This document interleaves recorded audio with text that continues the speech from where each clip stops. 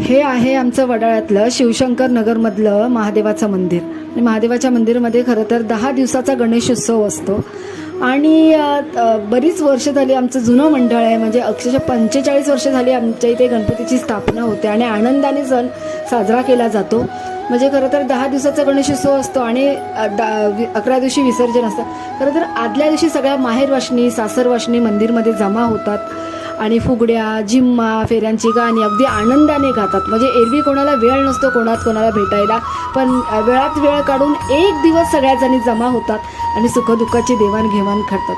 खरं तर ही परंपरा आमच्या आजांपासूनची चालत आलेली आहे. म्हणजे आमच्या आजांनी जपली, आईनी जपली, आता आम्ही जपतोय आणि आमच्या मुलीही जपतात. त्याच्यामुळे खरंच खूप भारी वाटतं हे सगळं बघून.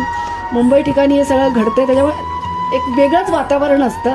आणि कसं आहे, या मंदिरामध्ये आमचं लहानपण गेलं, खूप छान गेलं.